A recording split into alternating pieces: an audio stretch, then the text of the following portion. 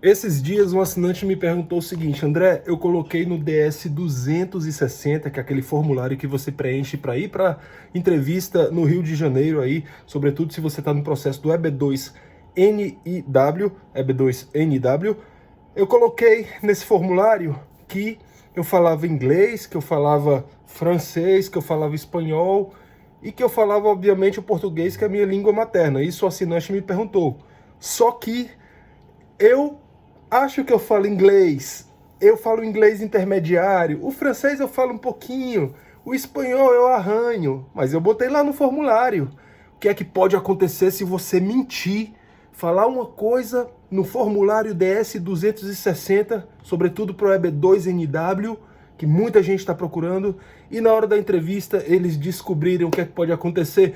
Fica comigo até o final desse vídeo que eu vou te esclarecer rapidinho. Antes de mais nada, eu te peço para fortalecer like e joinha no vídeo, também de se inscrever no canal, gente, não te custa nada e faz uma diferença enorme para o meu trabalho. Vamos lá, sem mais enrolação, um minutinho de introdução e direto ao tema. Gente, sobretudo para esse assinante que descreveu lá que falava outras línguas e não era bem assim, né? Para você dizer que fala outras línguas, eu não vou dizer. Quando é que você é fluente no idioma? Quando é que você é fluente? Quando você consegue discorrer um determinado assunto, escutando e falando, sem ficar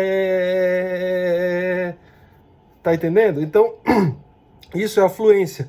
Você não é obrigado a saber tudo. Agora, quando eles colocam lá no questionário DS 260, quais os outros idiomas, quais os idiomas que você fala? A sua entrevista lá no consulado americano do Rio de Janeiro, se o seu processo for consular, o que é um processo consular? Quando você aplica do Brasil, estando no Brasil, que foi o meu caso, e espera o processo discorrer. Quando é aprovado o seu caso, você tem que ir para a entrevista no Rio de Janeiro, tem que ir para o CASV, que é o Centro de Atendimento ao Solicitante de Visto, lá é de turismo, de residente permanente, de tudo, para tirar foto, para colocar um documento lá no teu passaporte direitinho e ir para a entrevista, certo? No Consulado Americano do Rio de Janeiro. O único local do Brasil que faz a entrevista para residência permanente nos Estados Unidos é o Rio de Janeiro. Não serve Brasília, Belo Horizonte, nem nada. E aí, eles querem saber se vocês falam outra língua, se você fala outra língua, porque a sua entrevista pode ser nessa outra língua. Por exemplo, para mim, ele começou a fazer a entrevista em português. Quando ele viu lá no questionário que eu coloquei, que eu falava o inglês também e o espanhol, ele me perguntou se ele poderia conduzir o restante da entrevista em inglês. Gente, eu estou imigrando para os Estados Unidos. Eu coloquei no questionário para o governo americano que eu falo o inglês. E aí eu vou dizer para o cara que não. Eu falei, please go ahead. Ou seja, por favor, vá em frente. E o restante, 75 a 80% da minha entrevista foi toda em inglês. Essa parte aí, 75 a 85%. Ele só começou a fazer em português. Ou seja, se você colocou no questionário que você fala outras línguas, fale outras línguas. Ou pelo menos se comprometa a discorrer uma possível entrevista no consulado aí, perdão, em outras línguas, na língua que você colocou lá no questionário. Se não, coloque só o português. Já respondendo a pergunta de muitas pessoas que falam o seguinte: André, minha entrevista vai ser em inglês, é em português? Depende. Colocou no questionário que é só português, eles não vão fazer em outra língua, tá certo? Os Estados Unidos respeitam muito o que está ali.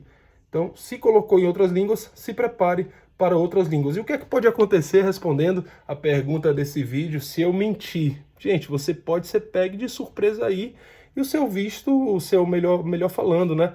O seu green card ser negado mesmo na entrevista.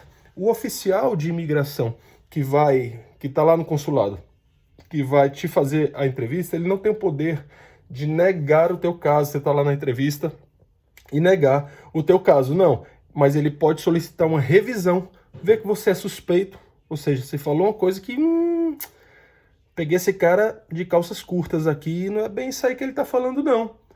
Vou mandar revisar o caso dele. E aí ele manda o teu caso de volta lá para a NVC, a National Visa Center. E aí, o que é que vai acontecer? Seu caso pode ser, o que é que pode acontecer? O seu caso pode ser negado em uma segunda revisão.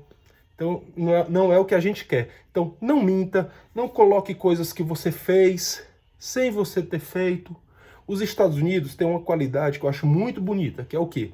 Eles acreditam na palavra. Por isso que é muito forte aqui na América a questão das cartas de recomendação. Se você vai para uma entrevista de emprego, se você está angariando uma vaga numa faculdade, seja em que área for, você vai pedir para os seus professores ou para os seus antigos empregadores cartas de recomendação.